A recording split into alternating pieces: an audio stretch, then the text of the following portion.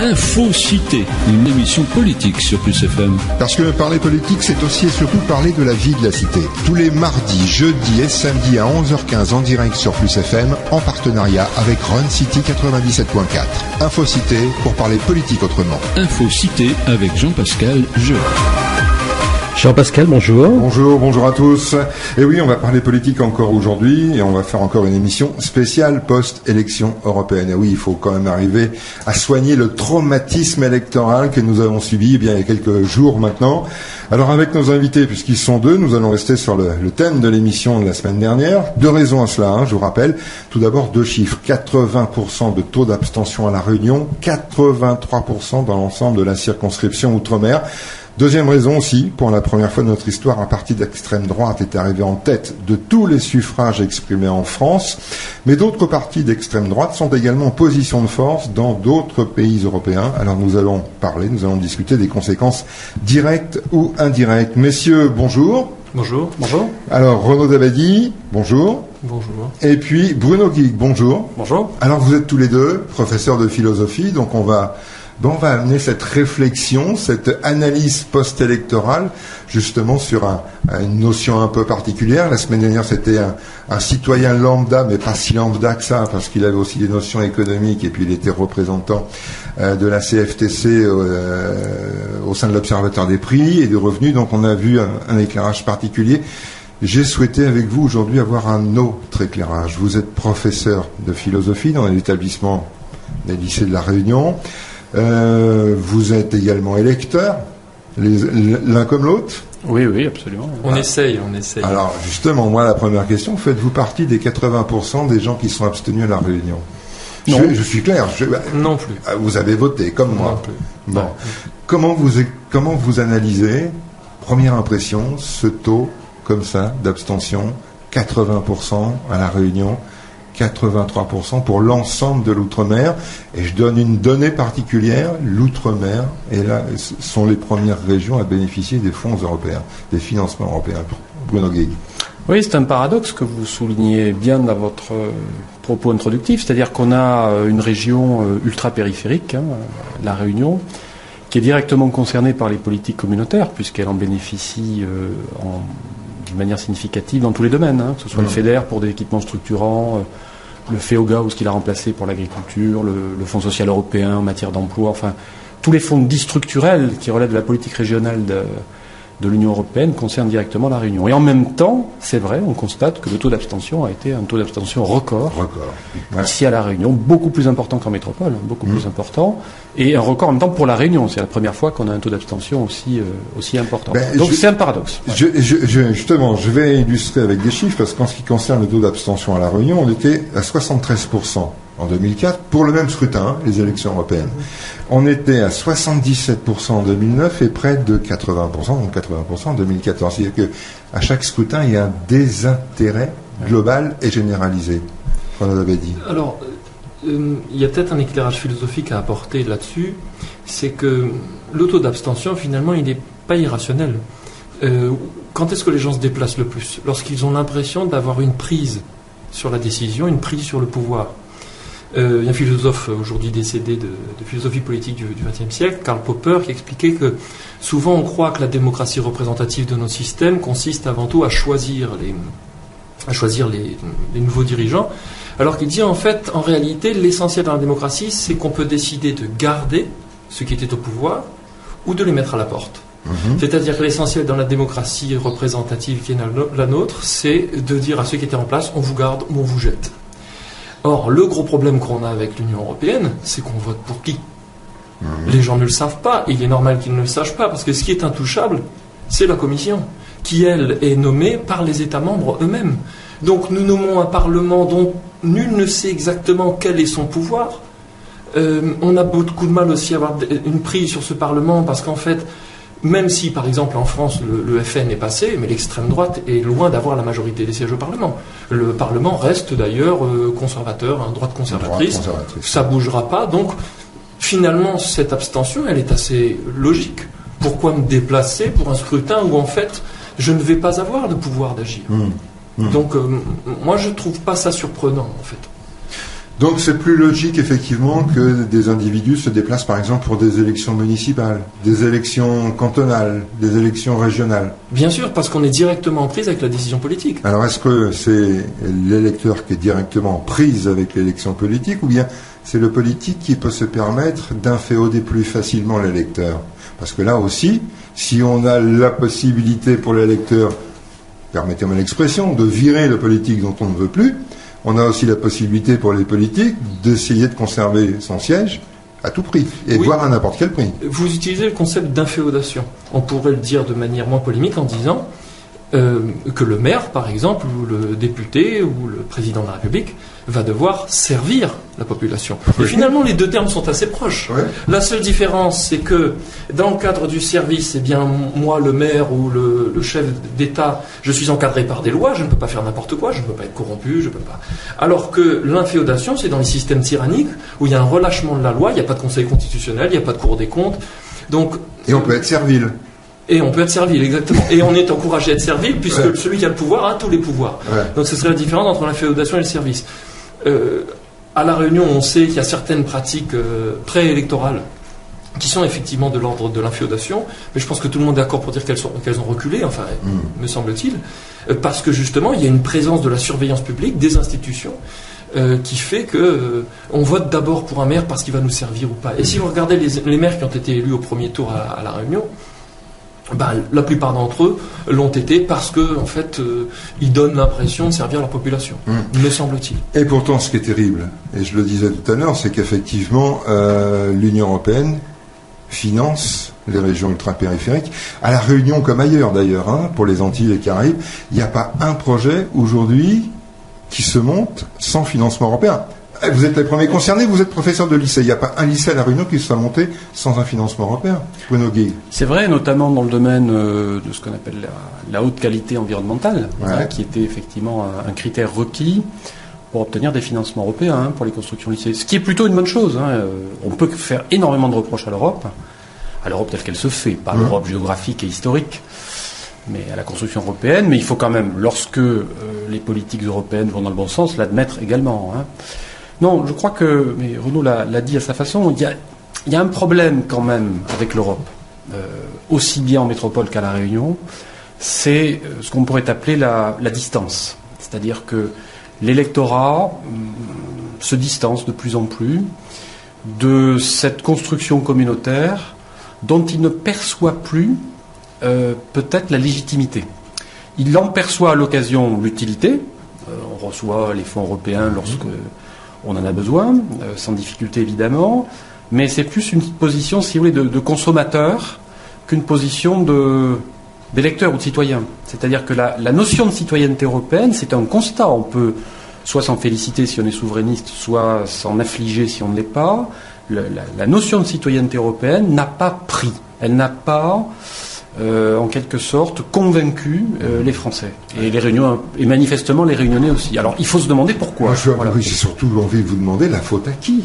Parce que pourquoi on peut trouver les réponses, mais il y a d'abord peut-être essayer d'identifier qui n'a pas parlé de l'Europe. Pourquoi ? Après, on n'en a pas parlé, mais qui n'en a pas parlé ? Est-ce que ce sont les médias ? Est-ce que ce sont les politiques qui en parlent mal ? Qui ont au premier chef, parce qu'ils ne sont pas capables d'expliquer aux électeurs les bienfaits d'une structure comme l'Europe. Est-ce que finalement il n'y a pas trop de pays au sein de l'Union européenne ? Parce qu'aujourd'hui nous sommes 28 pays. On a commencé avec 7 nations au départ. Mais là vous touchez un point essentiel aussi, c'est que lorsqu'on participe aux élections en France ou en Allemagne, on est à l'intérieur d'une unité politique qui est vieille de plusieurs siècles, voire, si on étale un peu, de plusieurs millénaires. En tout cas, plus d'un millénaire pour la France. Alors que l'Union européenne, c'est une construction qui est extrêmement jeune, qui a une soixantaine d'années. Et c'est une construction qui a donc dû être faite très rapidement. C'est pour ça qu'on parle, et à bon droit, et c'est pas en soi un défaut, d'une construction technocratique. On va très très vite. En 60 ans, on a construit une unité politique et économique qui n'existait pas.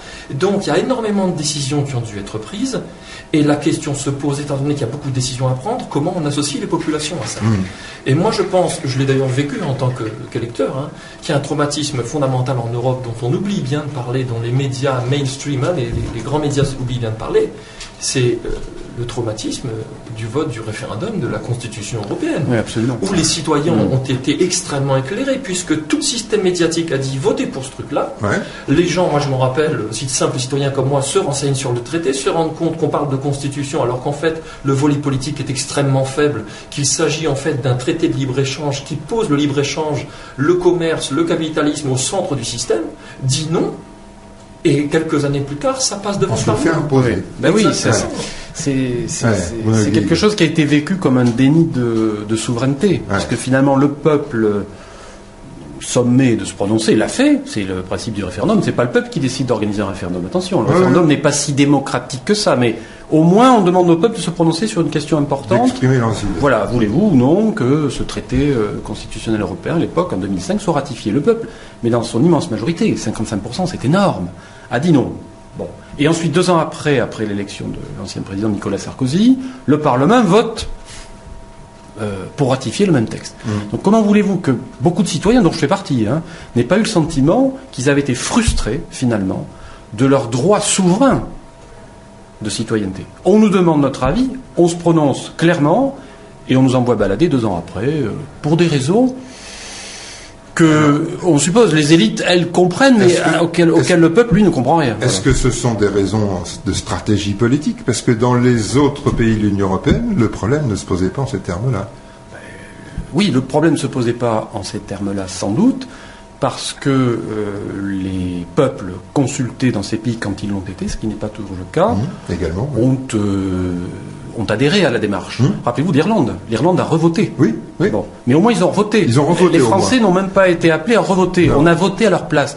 Quand l'élite politique, d'accord, se prononce à la place du peuple, il y a un problème. Donc il ne faut pas s'étonner qu'après, il y ait, dans une partie de l'électorat, une espèce de rejet d'institutions dont la légitimité est entachée par cette espèce de péché originel, à mon avis, qu'a été le scandale de 2005-2007. Je disais tout à l'heure en introduction, vous êtes ce qu'on appelle familièrement 2 profs de philo. Cette discussion que nous avons là de manière informelle, est-ce que vous l'avez, vous, avec vos lycéens? Est-ce que c'est d'abord l'Europe, un sujet dont on parle à l'école et au lycée? Alors oui, on en parle beaucoup plus, j'imagine, en cours de sciences économiques et sociales ou d'histoire géo. Là, c'est particulier sur les élections européennes parce qu'on est à la fin de l'année. Et donc, il y a le bac qui approche. Oui. Donc, on s'éloigne un peu de l'actualité pour se recentrer, en fait, sur la préparation de l'examen. Mais sinon, oui, quand il y a des élections, évidemment, on en parle. C'est l'occasion de voir l'application pratique des théories de philosophie politique qu'on voit pendant l'année. Donc, évidemment, oui, on en parle. Moi, honnêtement, sur le scrutin européen, encore une fois, j'ai pas pu aborder le sujet parce qu'ils ont d'autres préoccupations en tête. Et sur le principe du vote en lui-même? Alors, sur le principe du vote, nous, on l'aborde... Parce que, bon, c'est un droit. Comme on dit familièrement, il y a des gens qui se sont fait crever la peau pour obtenir le vote. Et... sur le principe du vote, la question est d'où vient la souveraineté de l'État.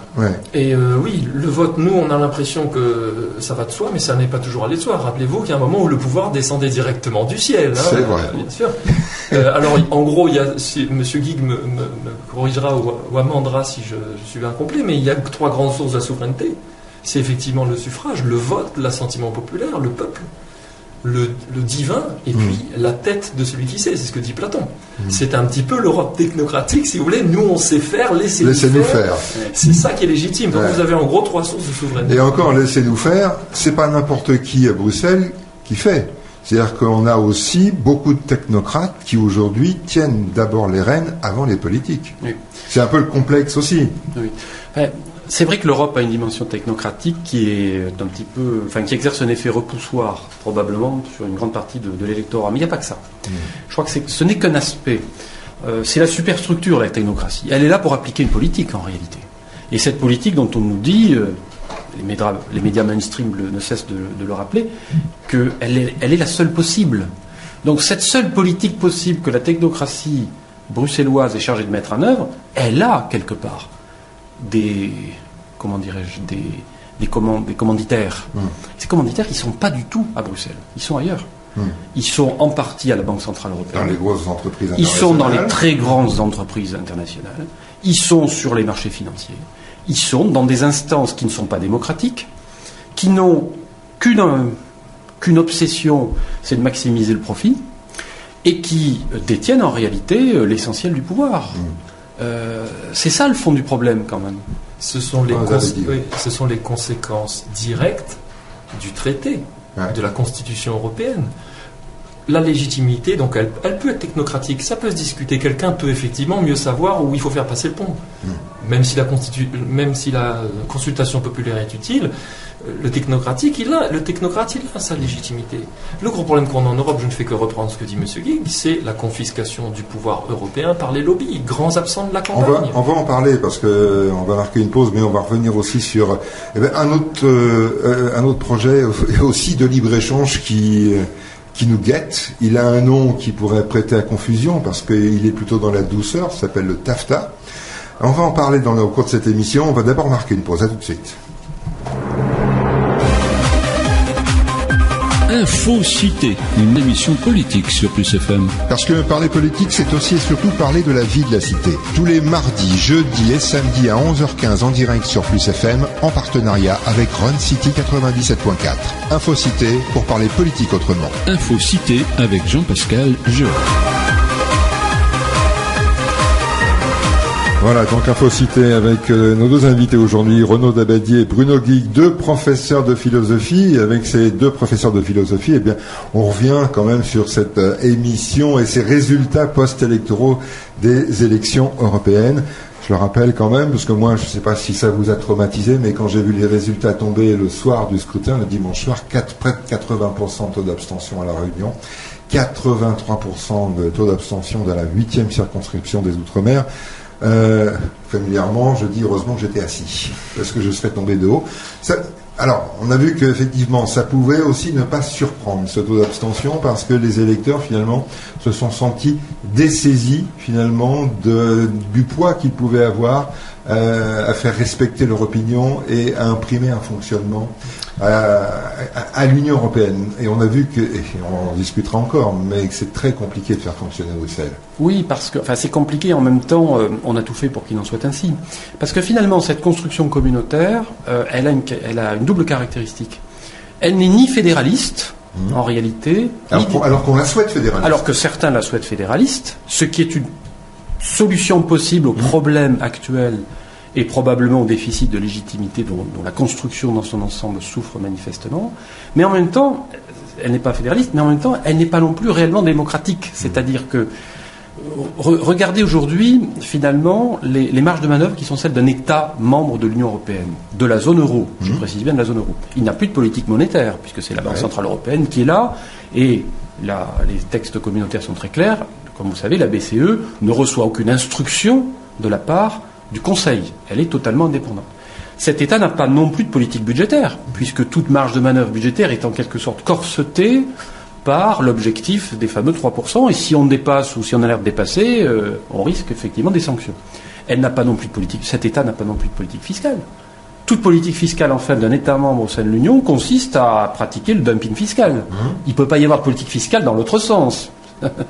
Ça me paraît une évidence. Et les velléités de François Hollande, en début de mandat, on a vu ce que ça a donné, ce point de vue-là. Et oui. Elles ont vite été oubliées. Elles ont vite été oubliées, comme vous dites. Alors, par exemple, campagne électorale, c'était effectivement très enthousiaste, et puis ça l'a été beaucoup moins après, pour des raisons qui sont structurelles. C'est pas la duplicité du Parti Socialiste qui est en cause. C'est que structurellement, cette construction communautaire pousse au dumping fiscal. Enfin, cette politique, cet État membre de l'Union européenne, quel qu'il soit, ne peut pas avoir réellement de politique étrangère, non plus. Parce qu'il est pris, effectivement, dans un réseau de relations avec les États membres, parce qu'il y a l'OTAN aussi, qui est une espèce de chape de plomb supplémentaire qui corsette toute politique étrangère et de défense européenne. Là, c'est plutôt la stratégie militaire. Voilà.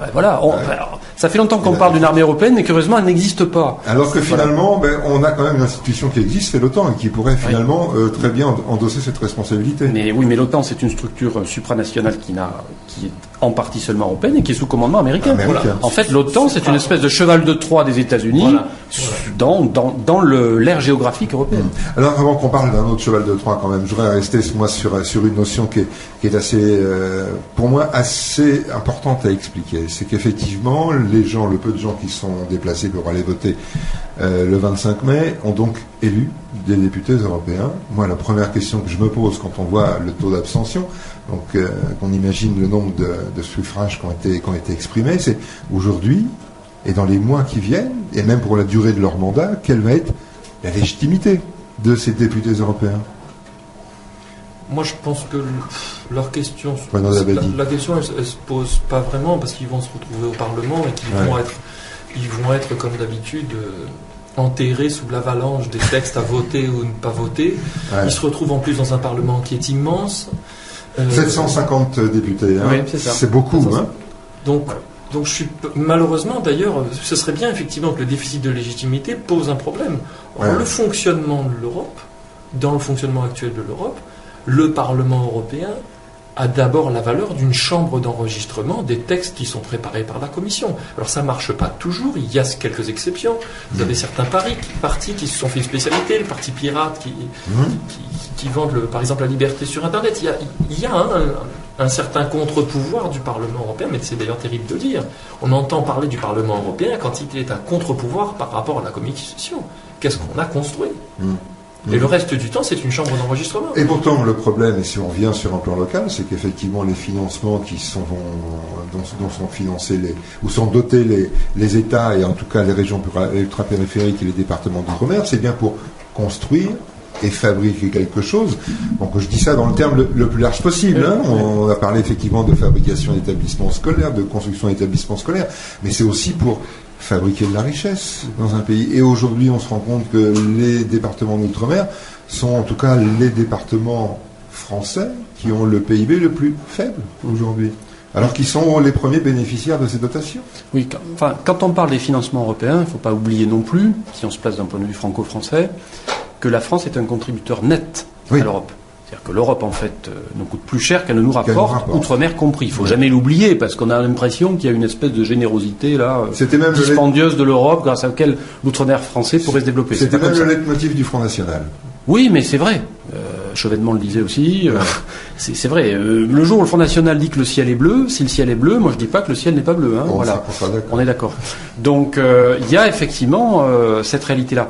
Alors, est-ce que ça veut dire que s'il n'y avait pas l'Europe, la politique en faveur des territoires ultra-périphériques ne serait pas la même ou serait différente? On peut en débattre, mais c'est de la politique fiction. Voilà. Oui, mais la politique fiction, on sait aussi, s'il n'y a pas de financement, ce qui nous guette dans un environnement, en tout cas océan Indien dans lequel évolue la Réunion, quand on voit les pays qui nous entourent, que ce soit l'Afrique, que ce soit Madagascar, que ce soit Maurice, finalement on se retrouverait quoi? Si on se retrouverait pas pays du tiers-monde, mais... Le problème, c'est pas seulement un problème de manne publique, parce que qu'elle soit européenne ou française, que la Réunion bénéficie de financement en euros ou en francs ne change pas grand-chose. Le problème, c'est le modèle de développement. Puis c'est la production. C'est la production pour créer de la richesse. C'est le modèle de développement productif. Ouais. Vous avez aussi employé un terme qui est fondamental, qui est ce terme de richesse. On mesure le PIB, on mesure la richesse. La Réunion n'est pas une terre productive. Effectivement, du point de vue des richesses qui sont mesurées, nous sommes une des régions les plus déshéritées de France. À part la canne, on ne produit rien. Notre sol est basaltique, il n'y a rien dedans. Bon. Mais je ne suis pas sûr qu'il y ait beaucoup d'autres régions françaises qui vivent dans un tel climat de tolérance, dans un tel climat de respect mutuel, dans un endroit où la nature est préservée et offre aux êtres qui sont sur cette île des loisirs gratuits, c'est-à-dire l'occasion de sortir de la pression quotidienne. Vous savez, quand vous êtes au RSA, que vous gagnez quelques centaines d'euros par mois, que vous avez votre loyer de votre HLM à payer et compagnie, vous pouvez aller faire un pique-nique avec votre famille. C'est pas des choses accessoires, ça. Il y a une richesse sur ce sol à La Réunion, c'est que nous avons réussi au cours des siècles, petit à petit, ça n'a pas été sans mal, à construire un réel vivre ensemble. De ce point de vue-là, oui, La Réunion coûte plus cher au centre, on va dire, qu'elle ne lui rapporte, mais nous avons construit ici quelque chose d'éminemment respectable. Et moi, je pense que dans les années à venir, le grand enjeu pour La Réunion, c'est comment continuer à faire aussi bien, voire un petit peu mieux, en ayant moins, parce qu'on va avoir moins. Il y a de fortes chances, enfin, je ne vais pas jouer les Cassandres, mais il y a de fortes chances qu'effectivement, ce statut, vous en parliez avant cette émission, des régions ultra-périphériques soit remis en cause, ou en tout cas qu'ils soient moins avantagés. Mais nous avons une richesse ici. Ouais. Arrêtons de nous voir comme un département déshérité. Bien sûr, beaucoup de gens à La Réunion souffrent de situations économiques qui sont difficiles, mais elles ne sont pas, pour la plupart d'entre eux, catastrophiques, comme Madagascar, on pourrait même dire Maurice. Donc nous avons quelque chose ici, je dirais pas seulement à préserver, mais à entretenir, à faire fructifier. Alors, est-ce que comment on va pouvoir entretenir ça? Est-ce qu'il va falloir un sursaut de participation à des prochains scrutins? Est-ce que finalement on n'est pas au bout d'un processus démocratique? Non, on n'est jamais au bout. Mais en tout cas, on prend la route d'autre chose. Le problème, c'est... Vous savez, il va y avoir des élections régionales dans pas très longtemps. Qui vont être poussées, parce qu'il y a aussi la réforme territoriale qui va rentrer en ligne de compte. Absolument, mais il faudra bien à un moment donné renouveler les conseils régionaux. Donc que ce soit repoussé de 6 mois ou de non, finalement, ne change pas grand-chose. Les prochaines élections régionales, à mon avis, sont décisives. Elles sont décisives parce que La Réunion, aujourd'hui, est un territoire qui recèle de nombreux atouts, comme Renaud l'a dit, mais où il n'y a pas de pilote dans l'avion. Voilà, il n'y a pas de pilote institutionnel. Moi, j'ai occupé des fonctions dans l'administration d'État à une certaine époque. L'État joue un rôle, mais c'est un rôle, en fait, de régulateur très imparfait. Ce n'est pas le pilote. La décentralisation très large qui a été, dont La Réunion, avec d'autres territoires ultramarins, a bénéficié, a confié aux élus locaux d'énormes responsabilités. Enfin, il n'y a pas beaucoup de... il n'y a qu'Outre-mer, par exemple, que ce sont les collectivités qui fixent le taux de la fiscalité sur les carburants, etc. Ouais. Vous avez l'octroi de mer. Enfin, vous avez toute une série de spécificités qui font qu'en fait, les élus ici, notamment les élus régionaux, parce que c'est la collectivité politique par essence, qui doivent jouer ce rôle de pilote. Or, qu'est-ce qu'ils proposent? Aujourd'hui, il y a une totale illisibilité du projet politique réunionnais. Ce que Paul Vergès avait tenté de faire quand il était président de région avait au moins le mérite de mettre La Réunion sur les rails d'un certain nombre de grands projets. De dresser des perspectives. Et de dresser des perspectives. Ouais. L'autonomie énergétique, l'alternative au tout automobile avec un transport ferré interurbain et intra-urbain, le développement de l'emploi et de la formation, l'accent mis sur la mobilité, alors même que ce n'était pas au départ la tasse de thé de sa famille politique, tout ça allait dans le bon sens. Aujourd'hui, franchement, je ne sais pas où on va. Voilà. Qu'est-ce qu'on a justement à l'aube de ces fameuses élections régionales? Qu'est-ce qu'on a comme projet politique qui puisse être... Il y en a un, c'est tout le problème aussi. C'est La Réunion. Non, il y a un projet sur cette île, c'est construire une gigantesque route qui va relier la Possession à Saint-Denis. Oui. Non mais c'est tout ce qu'on a, mais je vais dans ça. Non mais rendez-vous compte du problème. Et on pourrait dire oui mais c'est anecdotique. C'est pas anecdotique. C'est combien pour l'instant? 1,6 milliard. Oui, et si peu de gens justement parlent du fait que ça ne sera pas 1,6 milliard. Chers amis réunionnais, attention, vous vous plaignez déjà du fait que vos impôts locaux sont élevés. Mais il faut qu'on parle de ces choses-là. Oui, et puis comme ce sera une autoroute à péage, vous paierez 2 fois. Ouais, mais alors, ce qui est terrible, c'est justement, hormis effectivement cette... ce gag de double paiement, on connaît systématiquement, il y a déjà eu d'autres projets structurants dans ce département où on a vu finalement que les études étaient explosées une fois que l'ouvrage... Par exemple, la route des Tamarins, ça avait été chiffré effectivement sur une enveloppe particulière et il y a eu effectivement des dépassements pour des raisons tout à fait valables. Donc il peut y avoir aussi des raisons tout à fait valables de dépassement de budget pour la nouvelle route du littoral, comme pour d'autres projets qui pourraient se présenter, sauf qu'on n'en parle pas. Mais enfin, vous avez tout dit. Le problème n'est pas seulement qu'il y a des dépassements possibles, c'est que c'est un mauvais projet, qu'il est écologiquement absurde, oui, alors qu'il ça, est, également. Du point de vue du développement, à mon avis, totalement à côté de la plaque. Parce que le problème de La Réunion, c'est certes de fluidifier la circulation automobile, mais c'est surtout de trouver des alternatives au tout automobile. Est-ce à dire encore, Bruno Guy, qu'il y a encore le lobby des constructeurs et des revendeurs qui, à l'époque, avait fait capoter le projet du train-de-train, mais qui, si on remonte encore dans l'histoire, avait aussi fait arrêter le chemin de fer à La Réunion pour vendre des voitures aux Réunionnais. Est-ce qu'on a encore...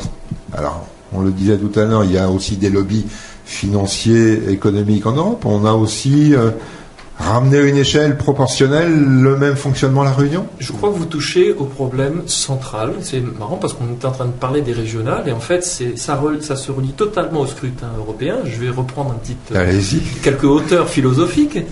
Donc il y a 3 sources de la légitimité, mais malheureusement, il y a des régimes qui, de toute façon, ne sont pas légitimes. C'est toujours de la philosophie politique fondamentale. Et les régimes qui ne sont pas légitimes, c'est tout simplement parce que le pouvoir a été confisqué à des fins privées. Or, le gros problème que nous avons aujourd'hui dans nos démocraties, pas que les nôtres, aux États-Unis, ça fait des dizaines d'années que ça dure, c'est que les acteurs économiques les plus importants, privés, exercent une pression croissante sur le pouvoir.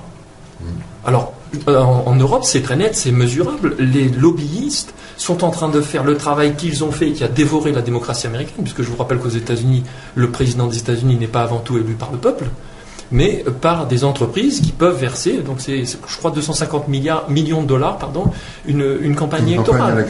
Ouais. Et ce glissement-là existe aujourd'hui dans nos pays. C'est pas d'abord un problème de corruption, ça serait difficile à chiffrer, c'est simplement qu'on permet aujourd'hui au pouvoir privé de devenir de plus en plus puissant, de plus en plus gros, et ensuite d'intervenir sur les décisions politiques. C'est la Constitution européenne qui est un tout économique, c'est une fabrication de lobbyistes, tout ça. Et donc le gros problème qu'on a par rapport à tout ça, c'est comment faire en sorte que le peuple revienne sur le devant de la scène. La réponse, elle est toute simple, c'est seulement le peuple qui a la réponse. Alors messieurs, je propose qu'on fasse une dernière pause et puis on revient pour la dernière ligne droite de cette émission. À tout de suite.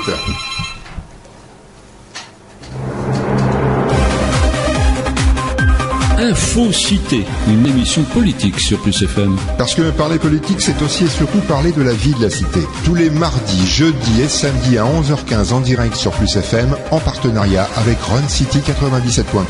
Info-Cité pour parler politique autrement. Info-Cité avec Jean-Pascal Jeu.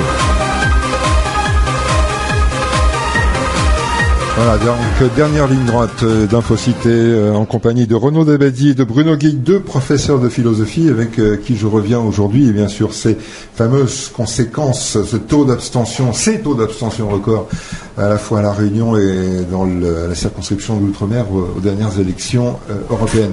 Messieurs, essayez de dire aussi, il y a une notion, on va en parler également, est-ce à dire aussi qu'il faut aussi instaurer peut-être quelque part, je ne sais pas comment, je ne sais pas pourquoi, mais ça existe ailleurs, le vote obligatoire. Est-ce qu'il y a aussi une manière directe ou indirecte de responsabiliser à la fois les électeurs, mais également les individus qui sont en âge de pouvoir voter, de pouvoir s'exprimer, de les obliger, entre guillemets, à assumer leurs responsabilités de citoyens? Non, moi je ne pense pas que ce soit une bonne idée. Je pense qu'il faut trouver le moyen de redonner aux électeurs le désir de participer aux décisions publiques.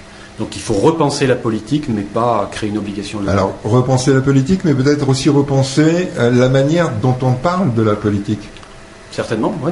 Et là, je pense à mes confrères, que ce soit la presse écrite, la radio, la télévision, que peut-être, enfin, on pose les vraies questions, les vrais problèmes, peut-être qu'on fasse aussi un peu de familiarisation. Non, tout simplement, si on arrêtait de considérer la politique comme une espèce de champ de course, sur lequel des équipes, des écuries sont en concurrence, avec une extrême personnalisation aussi du débat politique. Localement, on le voit bien, Oui, mais localement on le voit bien. On est même carrément, souvent on a l'impression d'être sous le microscope pour examiner un microcosme.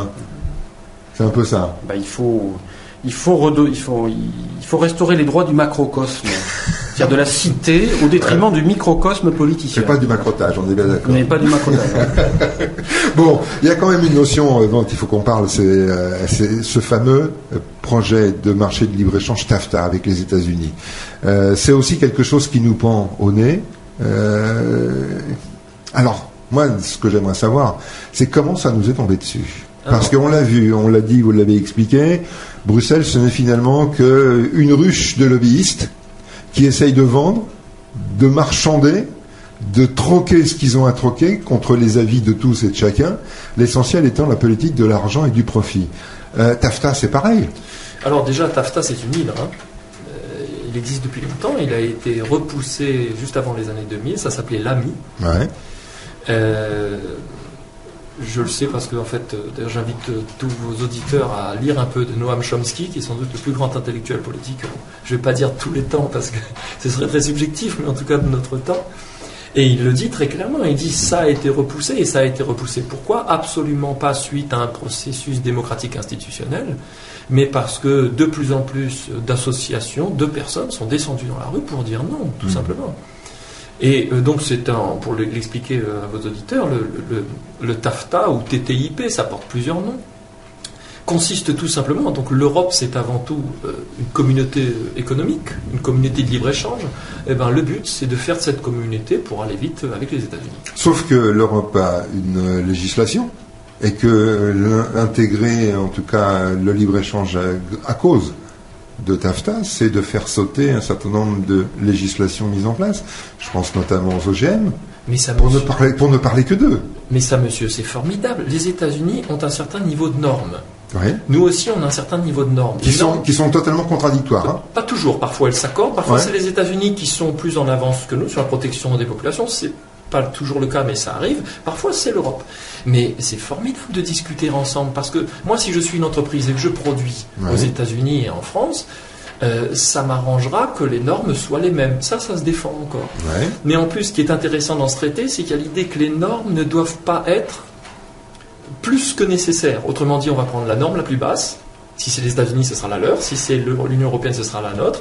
Et comme ça, on va baisser toutes les normes. Est-ce que vous imaginez la quantité de profit qu'il va y avoir dans tous les process industriels ? Oui. C'est de ça qu'on parle. Oui, parce que là, effectivement, il n'y aura plus aucune contrainte sécuritaire, énergétique, nutritionnelle. Il n'y aura plus rien. De toute façon, enfin, depuis qu'on réfléchit sur l'économie, on sait bien que tout processus de libre-échangisme, tout processus qui vise à déréguler l'activité économique est l'ennemi de la norme.